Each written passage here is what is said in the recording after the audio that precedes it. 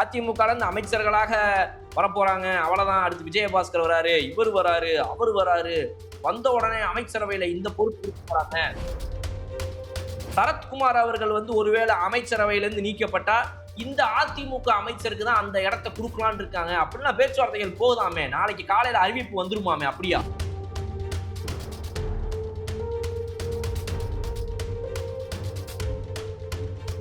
முன்னாடி அவர் விஜயபாஸ்கரா இருக்கட்டும், இப்போ எம்ஆர் விஜயபாஸ்கரா இருக்கட்டும், இவங்க அதிமுகலேருந்து வெளியில வந்திருக்காங்களே தவிர, இன்னுமே தாவேக்கால சேர கிடையாது. அவங்கலாம் யாருமே தாவேக்கால சேர கிடையாது. இதுக்கு முன்னாடி இவங்க எம்எல்ஏக்களா இருக்காங்க. இதுக்கு முன்னாடி அதிமுகல இருந்த எக்ஸ் மினிஸ்டர்ஸ், எக்ஸ் எம்எல்ஏ அவங்கலாம் கூட தாவேக்காலுக்கு முன்னாடி இணைஞ்சிருக்காங்க.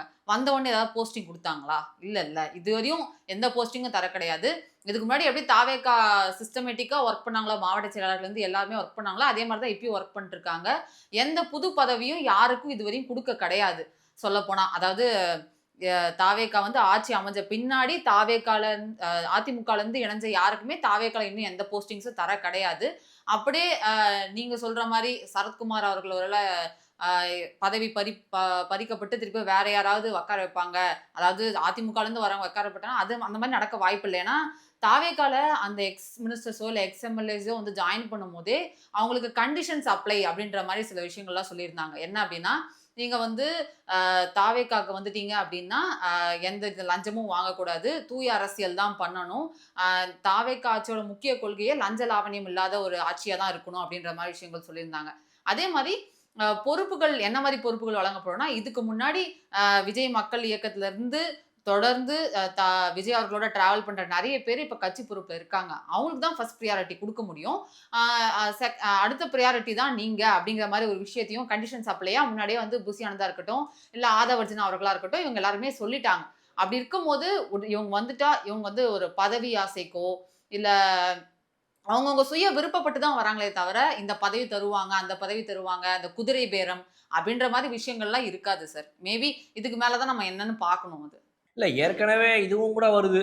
இந்த மாதிரி அதிமுகல இருந்து யாரெல்லாம் ஒரு பெரிய இடம் ஏதாவது கிடைக்கும்டா அப்படின்னு நினைச்சு நம்பி வந்தாங்களோ, அவங்களுக்கெல்லாம் நீங்க சொன்ன மாதிரி பொதுச் செயலாளர் புஷி ஆனந்த் அவர்கள் இப்போத்துக்கு உங்களுக்குலாம் எதுவும் கொடுக்க முடியாதுங்க, ஏற்கனவே ப்ரையாரிட்டி நிறைய பேர் இருக்காங்க அப்படின்னு சொன்னதின் அடிப்படையிலையும் இத்தனை நாட்களாகவும் எதுவுமே கொடுக்காம சும்மா சின்ன சின்ன எதையாவது ஒன்று கொடுத்து எங்கேயாவது ஒரு இடத்துல உட்கார வைக்காம ஒரு எம்எல்ஏ கொடுங்க, ஒரு எம்பி கொடுங்க, ஒரு மினிஸ்டர் கொடுங்க அப்படிங்கிறதெல்லாம் தாண்டி அட்லீஸ்ட் ஒரு மேயர் பதவி கொடுங்க அப்படி இப்படின்னு நிறைய கேட்டு உட்காந்துட்டு இருக்காங்க. இது வரைக்கும் யாருக்குமே இன்னும் அந்த எலெக்ஷன்லாம் இன்னும் வரல. பட் சொல்றேன், அதுக்கான கேண்டிடேட்டாவது எங்களை போடுங்க அப்படி இப்படின்லாம் கேட்கிற இடத்துல இது வரைக்கும் இவங்களை எதுக்குமே பரிசீலனை பண்ணாத காரணத்தினால நம்மளை எதுக்குமே இவங்க எடுத்துக்க மாட்டேங்கிறாங்க. நம்ம உள்ள வந்ததுல என்ன பிரயோஜனம் இருக்குது அப்படின்னு நினைச்சுக்கிட்டு பல அதிமுகவினர் வெளியே போவதற்கான வேலைகளையும் பார்த்துட்டு இருக்காங்கன்னு செய்திகள் வந்துகிட்டு இருக்கு. ஆக்சுவலி இந்த ஒரு விஷயம் தாவேக்காக்கு ஒரு கஷ்டமான விஷயம் தான் நினைக்கிறேன். ஏன்னா அவங்களோட நிறைய வருஷம் டிராவல் பண்ணவங்க அவங்க கூட ஒரு பக்கம் இருக்காங்க. இந்த பக்கம் வரவங்க ஃபுல்லா இதுக்கு முன்னாடி மினிஸ்டர்ஸா இருந்தவங்க, இதுக்கு முன்னாடி எம்எல்ஏஸா இருந்தவங்கன்ற போது அவங்க உள்ள வந்தாங்க அப்படின்னா அவங்களுக்கான பொறுப்பு என்ன கொடுக்கறது? ஏன்னா நம்மளோட கஷ்டம் நிறைய இருந்துச்சு இதுக்கு முன்னாடி. அவங்களுக்கு எலெக்ஷன் வின் பண்றதுக்கு முன்னாடி எவ்வளோ கஷ்டம் இருந்துச்சு. அப்பெல்லாம் கூட இருந்தவங்களுக்கு தான் முதல் ப்ரியாரிட்டி, இவங்களுக்குலாம் ரெண்டாவது அப்படிங்கிறது நியாயமான விஷயமா தான் இருக்கு.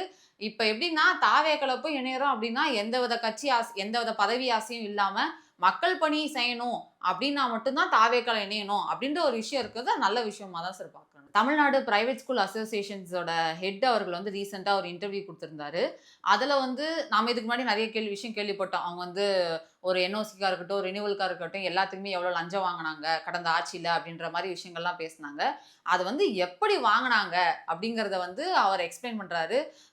நாங்க போய் வாங்கினோம், நாங்க போய் லஞ்சம் கொடுக்குறோம் அப்படின்னா கூட வர ஸ்கூல்ஸோட பிரின்சிபல்ஸா இருக்கட்டும், தாளாளா இருக்கட்டும், இவங்கலாம் வந்துட்டாங்க அப்படின்னா கட்டா பணம் கையில் எடுத்துட்டு போவோம். எங்க போன்ஸ் வாங்கி வச்சிருவாங்க, ஒரு ரூமுக்கு கூட்டிட்டு போவாங்க, பணம் வாங்குவாங்க. இந்த மாதிரி ப்ரொசீஜரா சொல்லியிருக்காரு அவர் என்னென்னலாம் அவங்க பண்ணியிருக்காங்க அப்படிங்கிற மாதிரி. இதெல்லாம் எந்த ஆட்சியில் நடந்துச்சாங்க? கடந்த ஆட்சியில சார். கடந்த ஆட்சினா எப்ப? 1996 2001 வரைக்குமா? 2021ல இருந்து 2026 வரையும் சார். அந்த ஆட்சியில இந்த மாதிரிலாம் நடக்க வாய்ப்பு இல்லையேங்க. இன்னும் சொல்ல போனா டிபிஐல தனியா ஒரு ஆபீஸ் அதுக்கு வச்சு அதுக்காக 3 அதிகாரிகள் பிரத்யேகமா இருந்தாங்க அப்படிலாம் சொல்றாங்களே சார். அது சொல்லுவாங்க இந்த மாதிரி நாங்க போனவங்க. இப்ப சொல்றவர் யார்? இவர் யார்? இவரு Tamil Nadu private school association head. Nandakumar அப்படிங்கிறவர் சார். அவருக்கு ஏதாவது போக வேண்டிய கட்டிங் போகாம இருந்திருக்கும். அதுக்காக வெளிய வந்து பொய் பேசுவாரு. சார் அவரு ஏன் சார் கட்டிங் வாங்கணும்? அவங்களே ஸ்கூல்ஸ் ரன் பண்ணிட்டுருக்காங்க. ஒரு என்ஓசிக்கு 50,00,000 அப்டின்னா, ஒரு 10,000 ஸ்கூல் இருக்குன்னா எவ்ளோ காசு சார் அது? இன்னைக்கு மட்டும் திமுக ஆட்சியில இருந்துச்சுன்னு வச்சுக்கோங்க. நந்தகுமார் அவர்கள் இந்த மாரி வந்து பேசியிருக்க முடியுமா? கண்டிப்பா பேசிக்க முடியாது. தாவேக்கா அப்படிங்கிறனால தான் அவங்களால வெளில வந்து சொல்ல முடியுது ஈஸியா. திமுக வந்தா அடிச்சு உடைச்சு ஜெயில்ல இந்நேரம் இருந்திருப்பாரு அவரு. ஒரு 50,00,000 உடனடியா ஒரு பேக்ல எடுத்துட்டு போய் போலீஸ வச்சே உள்ள வச்சு, அந்த போலீஸே அத அங்கிருந்து எடுத்து, இவர் வீட்டில் 50,00,000 பணம் பறிமுதல் செய்யப்பட்டுள்ளது. யாரிடம் வாங்கிய பணம் என்று தெரியவில்லை. அப்படின்னு சட்டைய பிடிச்சு அவர அப்படின்னு எடுத்து கொண்டு போய் வண்டியில ஏத்தி உட்கார வச்சு கூட்டிட்டு போயிடுவோம். அவ்வளவுதான் முடிஞ்சு போச்சு. அதனால இன்னைக்கு திமுக இல்லாத இதுல பேசிக்கிட்டு இருக்காங்க இவங்கலாம் பேச்சு. ரொம்ப நாள் கிடையாதுங்க. சொல்ட்டாரு எங்களுடைய திமுக தலைவர் மு.க. ஸ்டாலின் அவர்கள். எண்ணி இன்னும் எத்தன நாட்கள் கூட தாண்டாதுன்னு சொல்லியிருக்காரு. சொல்லுங்க. 6 மாசம்ன்னு சொன்னாரு. ஆனா இப்ப அப்படி சொல்றதில்ல. 6 மாசம் கணக்குலாம் இப்ப இல்ல. எப்ப வேணா தேர்தல் வரும். திமுக தயாரா இருங்க அப்படின்னு சொல்லியிருக்காரு சார். தோக்கறதுக்கு. தயாரா இருங்க. எதுக்கு? எந்திச்சு ஓடுறதுக்கு? எதுக்கு? இது வரப்போகுது. எலக்ஷன் வரப்போகுது. நம்மலாம் பணிபுரியணும் அப்படின்னு சொல்லி எல்லாரையும் இன்னைக்கு வந்து அலர்ட்டா வச்சுட்டு இருக்காரு கட்சி தலைவர். சும்மா கிடையாதுங்க. எந்த நேரம் வேணா ஆட்சி கவிழலாம். இல்ல சார். பார்ட்டி ஃபண்ட் அப்படின்ற ஒரு விஷயம் சட்டசபையில சொன்ன உடனே, ஆ திமுக காரங்க எல்லாம் எந்திரிச்சு, "என்ன அப்படி சொல்றீங்க? ப்ரூஃப் இருக்கா?" அப்படி இப்படின்னாங்க. சொல்லி 1 வாரம் கூட ஆகல.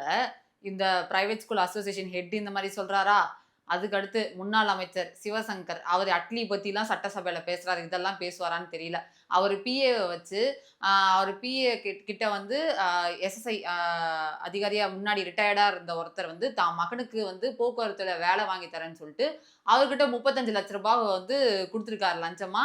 அத அவரு வாங்கியிருக்காரு. சிவசங்கர் வந்து அதுல வந்து அவருக்கான கட்டிங்கா 7,00,000 வாங்கியிருக்கிறதா ஒரு புகார் வந்திருக்கு. அடுத்தடுத்து இப்ப வந்து அ வெளியில இன்னும் அரசகுமார்ன்னு ஒருத்தர் வந்து எல்லா ஸ்கூல்ஸ்க்கும் வந்து நானு என்ஓசி வாங்கி தரேன், ரெனிவல் வாங்கி தரேன்னு கிட்டத்தட்ட அ 1,00,00,000க்கு மேல மோசடி பண்ணியிருக்கிறதா அவர் மேல வழக்கு. 1 வாரம் கூட ஆகல சார். இவ்ளோ வழக்குகள் வருது. திமுக இதுக்கு முன்னாடி இவ்ளோ லஞ்சம் வாங்கியிருக்காங்க அப்படின்னு சொல்லிட்டு. அப்போ ஒரு முறையும் எந்தெந்த முன்னாள் அமைச்சர்கள்லாம் வந்துட்டு வாய் ஓவரா பேசுறாங்களோ, அந்த துறையில என்னென்ன லஞ்ச லாவண்யம் நடந்துச்சோ, அத எடுத்து எடுத்து நீங்க ரிவீல் பண்ணுவீங்க. சார் நாங்க வந்து எடுத்து எடுத்து ரிவீல் பண்றோம்னா, பண்ணாதத எடுத்து பேசல.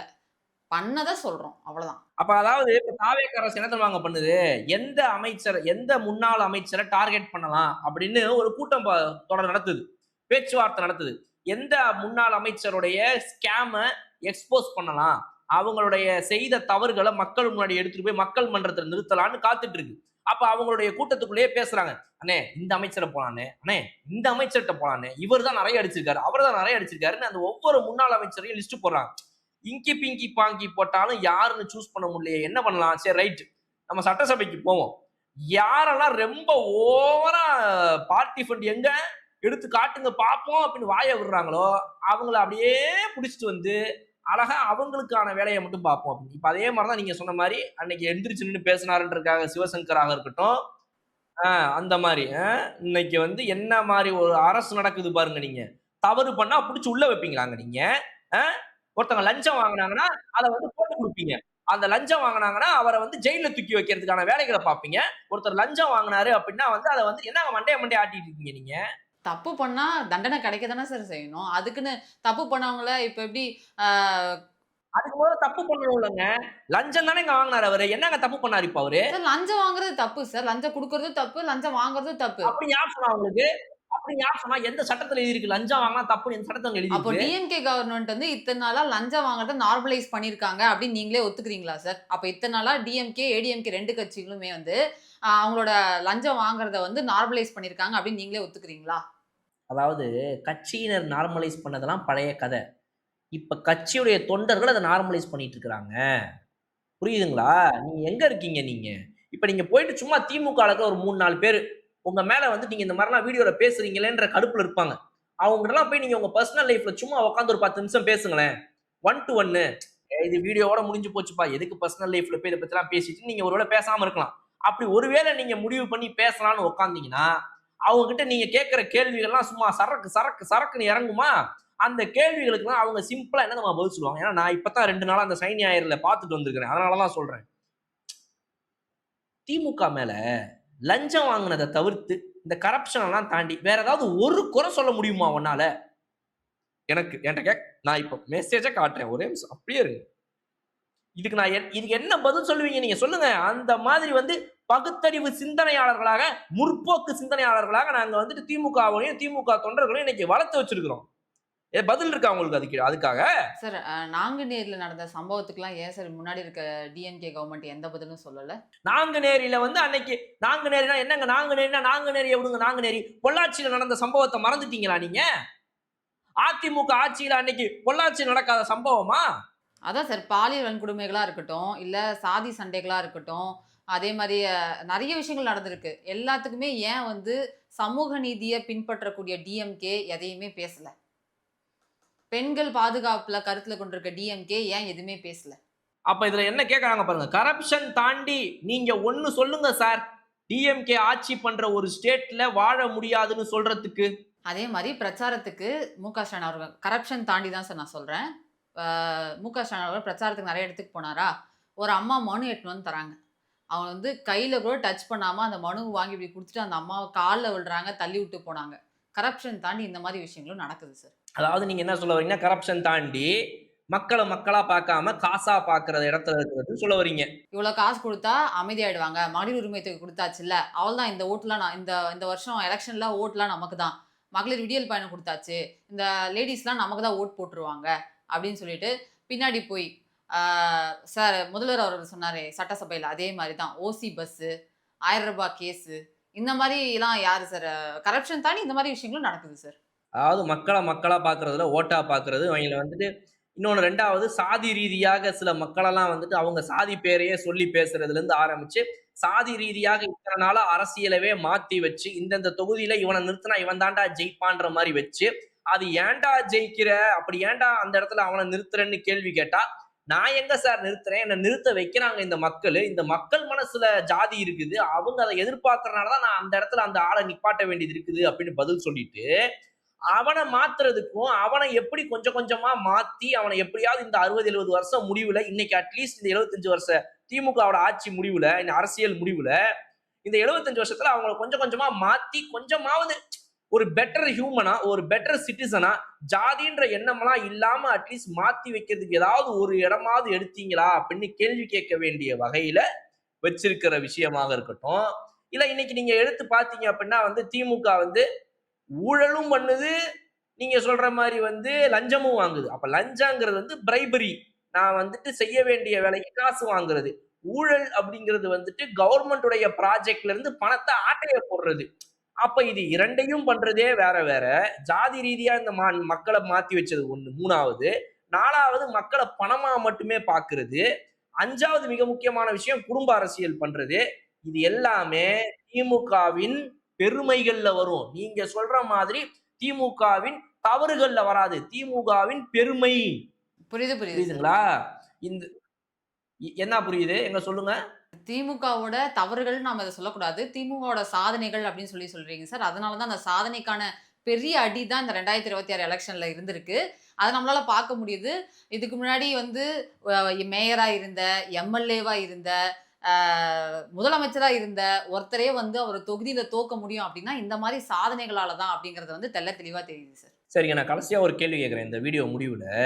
நீங்க ஒரு சாம்பிள் இப்ப நீங்க சொன்ன இந்த எல்லாத்துக்கும் இந்த 5 விஷயத்துல, இதுக்கெல்லாம் முத்தாய்ப்பா ஒரு சூப்பர் சாம்பிள் ஒண்ணு சொல்றேன். அத வச்சு நீங்க திமுக காரங்கலாம் எவ்வளோ கெத்துன்னு நீங்க முடிவு பண்ணிக்கங்க. நம்மளோட இதே நாட்டுல, நம்மளுடைய இந்த ஃபோன்ல நம்ம பார்க்கும்போது, நேத்து நீங்க பார்த்தீங்க அப்படின்னா, ஒரு முக்கியமான ஒரு பத்திரிகை நிறுவனத்துடைய டிஜிட்டல் பேஜ்ல ரொம்ப பெருமையா போடப்படுது.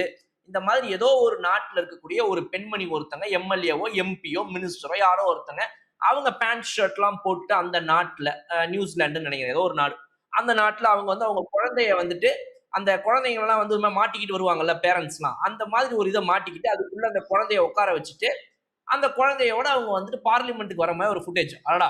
என்ன அழகாக இந்த பெண் மிகவும் தைரியமாக இந்த குழந்தையை எடுத்துக்கொண்டு இங்கே வந்திருக்கிறார் பாருங்கள் அப்படின்னு. இதுக்கு முன்னாடி நம்ம நாட்டுல நம்ம ஃபோன்லலாம் நம்ம பார்த்துருக்கிறோம். சோசியல் மீடியா இதுக்கு முன்னாடி நம்ம சோசியல் மீடியால பார்த்துருக்கிறோம். சில பெண்கள்லாம் வந்து அங்க அமைச்சரவையில இருக்கக்கூடியவங்க, எம்பியா இருக்கக்கூடியவங்க வந்துட்டு பிரஸ்ட் ஃபீடிங் பண்ணிக்கொண்டே அவங்க வந்து அங்க பார்லிமென்ட்ல உட்கார்ந்திருந்ததுடைய ஃபுட்டேஜஸ் கூட நம்ம பார்த்திருக்கோம். அதெல்லாம் வந்துட்டு ஒரு 4 வருஷத்துக்கு முன்னாடி பார்க்கும்போது, என்னடா இது நம்ம பெண்கள் என்னயா இது? சும்மா கிடையாது போல இருக்குது. நீ வந்துட்டு நான் ஒரு பிரஸ்ட் ஃபீடிங் மதர்ங்கிறதுக்காக என்னுடைய எல்லா வேலையும் நின்னு போயிரும் அப்படின்னு நினைச்ச இடத்துல அவங்க வந்துட்டு இந்த இது கொண்டு வந்தாங்க. பம்பிங் இத கொண்டு வந்து அந்த பம்பிங்ல வந்து பால வந்து பம்பிங் பண்ணி வச்சுட்டு தாய்ப்பால வச்சுட்டு போயிடுவாங்கன்ற ஒரு விஷயம் இருந்துச்சு. அடுத்து அதையும் தாண்டி பார்த்தீங்க அப்படின்னா, இன்னைக்கு வந்து அந்த குழந்தைய தன் மாரோட அணைத்துக் கொண்டு அந்த அம்மா வந்துட்டு மந்திரி சபைக்கு போறாங்க. சட்டசபைக்கு போறாங்கன்றதெல்லாம் பெருமையா பார்த்த இதே மக்களுக்கு மத்தியில தான் தைரியமா திமுக காரன் என்ன பண்றான்? நம்ம ஊர்ல இருக்கிற ஒரு சராசரி மக்கள்ல நம்மள்ல ஒருத்தங்களாக இருந்த ஒரு பெண் ஒருத்தங்க அவங்களுடைய இன்று சில நாட்களுக்கு முன்னால் பிறந்த 1 மாதம் கூட ஆகாத அந்த பச்சிளம் குழந்தைய கையோட அணைத்துக் கொண்டு தன் மாரோடு அணைத்துக் கொண்டு சட்டசபைக்கு வந்த ஒரு எம்எல்ஏ பெண்ண என்ன பேசுறோம்? நக்கல் அடிச்சு அவங்கள பத்தி வந்து மாக்கரியா, அதாவது வந்து கிண்டல் செய்து அதே போல ஒரு சேலையை ஒண்ணு வந்து பண்றது யார்? இன்னொரு ஒரு பெண். திமுகவிற்கும் ஜென்சி மீட்டப்ல இன்னொரு பெண் ஒருத்தங்க மார்ல ஒரு சேலைய ஒண்ணு போட்டுட்டு அதுக்குள்ள பொம்மை மாதிரி ஒரு குழந்தைய வச்சுக்கிட்டு இந்த மாதிரி எங்களுக்கு ஒண்ணும் தெரியாதுங்க, இந்த மாதிரி குழந்தைய வச்சுக்கிட்டு எங்களுக்கு சட்டசபைக்கு தான் வர தெரியும், எங்களுக்கு எதுவுமே தெரியாது அப்படின்னு அந்த பெண்களை கேலியும் கிண்டலும் பண்றதுக்கு தரம் தாழ்ந்த அரசியலை செய்வதற்கு என்றும் தயாராக இருப்பது தைரியமா சொல்லுவோம், ஆமாடா நாங்க கொத்தடிமைகள் தான். இதுக்கு என்ன சொல்லுவீங்க? இந்த மாதிரி அரசியல் உங்களால பண்ண முடியுமா? கண்டிப்பா சார். இந்த மாரி இன்ஃப்ளூயன்ஷியல் அந்த மாரி ஒரு ஒரு நல்ல விஷயத்த வந்து தப்பான விஷயமா பார்க்கணுன்ற ஒரு பாயிண்ட் ஆஃப் வியூ, ஒரு பெர்ஸ்பெக்டிவ வந்து டிஎம்கே பார்ட்டி இத எவ்வளவு நாள் பண்ணுது அப்படிங்கிறத பார்க்கலாம் சார். ஏன்னா 2026ல வந்து எவ்வளோ பெரிய தோல்வி அவங்களுக்கு நடந்துச்சு அப்படின்றத பார்த்தோம். இப்ப இந்த ஜென்சி மீட்டப் அப்படின்ற விஷயத்த வந்து பண்ணிட்டு இருக்காங்க. வாரம் பண்றாங்க. நேத்து வந்து சோஃபா பேரவை அப்படின்னு சட்டசபையில் நடந்த அப்படியே ஒரு விஷயத்த மிமிக் பண்றதா நெனச்சுக்கிட்டு அவங்க வந்து ஒரு அமைச்சர்களுக்கும் சரி, சீஃப் மினிஸ்டரையும் சரி, அங்க உட்கார வச்சுட்டு, அவங்க பேர வந்து டிஃபரெண்ட்டா சொல்லி, இன்னும் சொல்லப்போனா ரொம்ப தரம் தாழ்ந்து அ ஒரு அமைச்சரா இருக்கவங்கள வந்து ஒருமையில வந்து அங்க கத்துறாங்க. அவங்க பண்றத என்கரேஜ் பண்ணி கத்துறாங்க. ஒரு அம்மா அத வந்து வீடியோ எடுக்குறாங்க. இன்னும் சொல்லப்போனா அமைச்சர்கள தாண்டி சட்டப்பேரவையில இருக்கக்கூடிய எம்எல்ஏ பல்லவி அவங்கள பார்த்து, அவங்க குழந்தை தூக்கிட்டு வராங்க. அப்படின்னு சொல்லி சொன்னதுக்காக, ஆ இந்த குழந்தைய மட்டும் தான் தூக்கிட்டு வர தெரியும். எனக்கு எந்த புரோட்டோகாலும் தெரியாது. அப்படின்ற மாரி அவங்கள அரசியலே தெரியாதவங்க மாரி ஒரு விஷயத்த காட்டிட்டு, அதே மாரி ஆதவ அர்ஜுனா அவர்களா இருக்கட்டும், இல்ல புஷி ஆனந்த் அவர்களா இருக்கட்டும், ரமேஷ் அவர்களா இருக்கட்டும், இவங்க எல்லாருமே வந்து எந்த தகுதியும் இல்ல அவங்களுக்கு அமைச்சர் வேல அப்படிங்கிற மாரி, எப்படி அத வந்து அப்படி போர்ட்ரே பண்ண முடியுது அப்படின்னு தெரியல. ஒருவேள அ டிஎம்கே கவர்ன்மெண்ட்ட வந்து இந்த மாரி யாராவது போர்ட்ரே பண்ணியிருந்தாங்க அப்படின்னா, சவுக்கு சங்கர் அவர்கள் அவருக்கு என்ன நிலைமையோ, அதே நிலைமை தான் வந்து இவங்களுக்கும் வந்திருக்கும். அப்படி எடுத்துக்கலாமா? டிஎம்கே கவர்ன்மெண்ட் ஒரு வேளை இருந்துட்டு, அவங்களோட சட்டசபைய இப்படி மாக்கரி பண்ணாங்களா, அவங்களுக்கு இந்த நிலைமை தானே? அதாவது திமுக செய்யற அரசியல முதல்ல தாவேக்காவால செய்ய முடியாது, செய்ய தெரியாது, செய்ய வராது. அதனால மறந்துறணும் அத. புரியுதுங்களா? இந்த மாதிரி ஒரு தரமான, நீங்க தரம் கெட்டன்னு சொன்னீங்க. இந்த மாரி தரமான, சூப்பரான அரசியல்லாம் வந்து திமுகவுக்கு மட்டும் தான் பண்ண தெரியும். இத வச்சு தான் 2031ல 234 தொகுதியவும் திமுக ஜெயிக்க போகுது. எப்படி? இன்னைக்கு ஆட்சியில இருக்கிற அமைச்சர்கள தரக்குறைவா, தரம் தாழ்ந்து, அரசியல் ரீதியா மோதாம, இவங்களுக்கு அறிவு கிடையாது, இவரு மாமனார் சொத்துல தான் உள்ள வந்தாரு, இவரு மாமனாருடைய ஐடென்டிட்டியும், மாமனாரோட பணமும் இல்ல அப்படின்னா, இவர் ஒரு ஆளே கிடையாது, இவர் வேஸ்ட் அப்படின்னு பேசுவோம். பெண்களாக இருக்கக்கூடியவங்க வந்துட்டு ஒரு குழந்தைக்கு அந்த குழந்தைய தூக்கிட்டு வர மட்டும் தான் தெரியும், அவங்களுக்கு அறிவு கிடையாது, புத்தி கிடையாது அப்படின்னு பேச தெரியும். இந்த மாதிரி அரசியலை செய்துதான் திமுக மீண்டும் 2031ல ஆட்சிக்கு வரப்போகுது. நீங்க அதை தொடர்ந்து பார்த்துக்கிட்டே இருங்க, காத்திருங்க. இன்னொரு முறை சூப்பரான ஒரு இதில் நம்ம சந்திப்போம். நன்றி.